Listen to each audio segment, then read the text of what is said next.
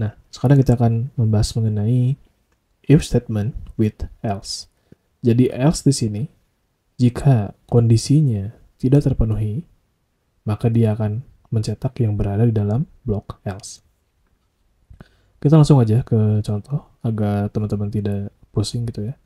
Di sini ada variabel drink. Di sini aku buat sebuah array, ada teh manis, teh tawar, dan juga air mineral. Misalkan di sini aku buat sebuah variabel pesanan, dan di sini es jeruk. Di sini aku mencoba untuk memesan es jeruk. Lalu kita menggunakan if jika pesanan dalam drink tersedia, maka kita akan mencetak bahwa pesanan akan disiapkan. Nah, jika tidak terpenuhi, maka printnya adalah pesanan tidak ditemukan. Simpan, jalankan, wait, jalankan. Nah, setelah dijalankan, maka hasilnya adalah pesanan tidak ditemukan. Kenapa pesanan tidak ditemukan? Karena di sini dalam if-nya kita kondisinya adalah pesanan, yaitu es jeruk. Es jeruk dia tidak berada di dalam drink. Oke, jadi in di sini adalah jika value tersebut berada di dalam list. Dan di sini es jeruk dia tidak berada di dalam list drink. Karena di drink hanya ada teh manis, teh tawar, dan juga air mineral. Maka kondisi ini adalah false, dan ketika false atau tidak terpenuhi, maka else di sini dia akan dieksekusi. Oke, maka akan tampillah pesanan tidak ditemukan. Misalkan sini aku tambah es jeruk, kemudian simpan, dan kita jalankan, maka hasilnya adalah pesanan akan disiapkan.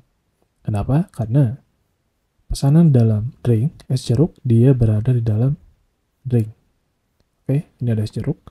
Jadi dia kondisinya yang ini adalah bersifat true atau terpenuhi, maka dia akan mencetak yang berada di dalam blok if. Ini dicetak, dan yang ini dia akan diabaikan. Misalkan contoh lagi ya. Contohnya adalah saya memiliki uang. Uangnya adalah 1.000. Kemudian warteg gitu ya. Katakanlah warteg tuh harganya 12.000. Jika my money lebih besar sama dengan warteg, maka print saya bisa membeli warteg.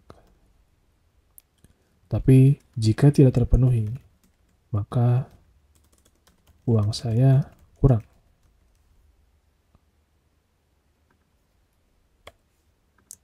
Simpan, jalankan, maka hasilnya adalah uang saya kurang.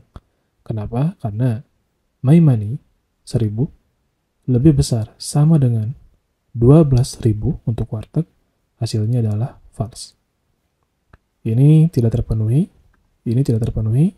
maka yang akan dieksekusi adalah di bagian blok else.